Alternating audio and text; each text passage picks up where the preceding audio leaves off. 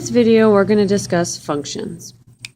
So we're going to start with the reviewing vocabulary. It says define reciprocals in your own words. And I like to think of reciprocals as upside down fractions. So for example, if I had A over B, the reciprocal would be the upside down version, B over A. All right, new vocabulary. All right, we're matching. It says fill in the blanks with the correct term or phrase. A graph that consists of points that are not connected is a discrete function.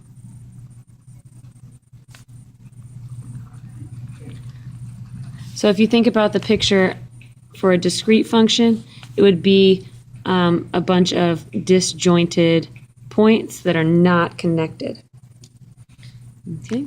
A blank is a function graphed with a line or smooth curve. This would be a continuous function.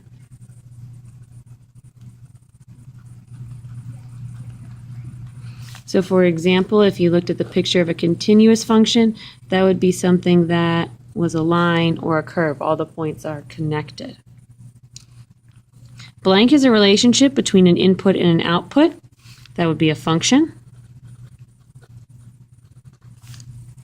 And a test used to determine whether or not a graph represents a function is known as the vertical line test. So in order for a relation to be a function, it has to pass this vertical line test. So for example, if I have, let's say, just a curvy graph, looks like that, this would be a function because no matter where I draw my vertical line, let's grab a different color, no matter where I draw my vertical lines, I only intercept the graph at one point. So that one is a function. Okay. But if I have something that looks like maybe a circle, looks like this, if I draw a vertical line, it's going to intersect that graph at more than one location. So I have two places where my vertical line intersects with my graph. So this is not a function. And that's how you use the vertical line test. All right, we're going to skip the vocabulary link and we're going to just go on to a couple of examples. Okay, identify functions. It says fill in each blank to tell how to determine if the relation is a function. All right, so first we look at the table to see if each member of the domain corresponds to only one member in the range. And so what you're really looking for here is no repeated x values. So we want to look at that column and make sure that the x values are not repeated. So if I look at my x values in that table, again, I'm going to just try and grab a different color here. If I'm looking at my x values in the table right here, I need to see if any of those are repeated. And unfortunately, for this particular relation, we have a repeated x value of 1. So because that x value is repeated, number 1 is not a function. 1 is repeated. Okay, so we have no repeated x values. All right, take a look at number 2. Number 2, they give you a graph. So when we're given a graph, we can use the vertical line test.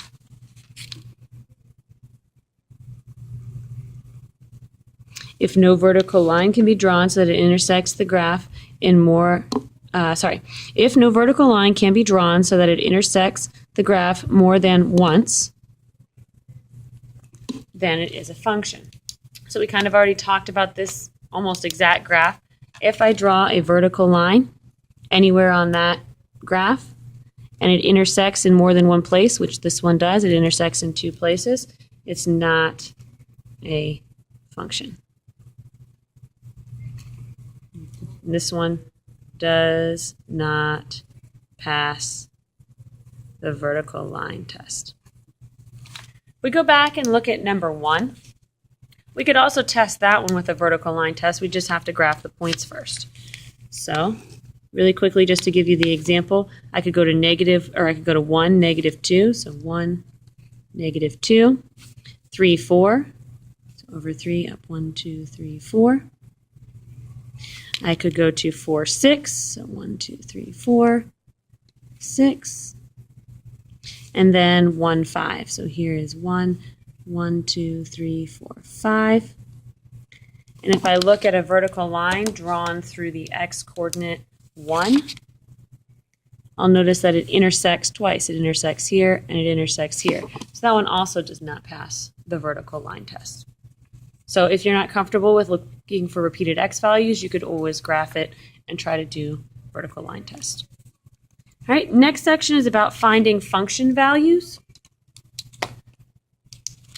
So for f of x equals 7x minus 4, we're going to find each value. So f of 3, all this is saying is you replace x with whatever is inside those parentheses. So for number 1, f of 3 is going to equal 7 times 3 minus 4. So again, everywhere I see an x, I'm replacing that x with the number 3. And then you just follow order of operations. So I would do 7 times 3 is 21 minus 4.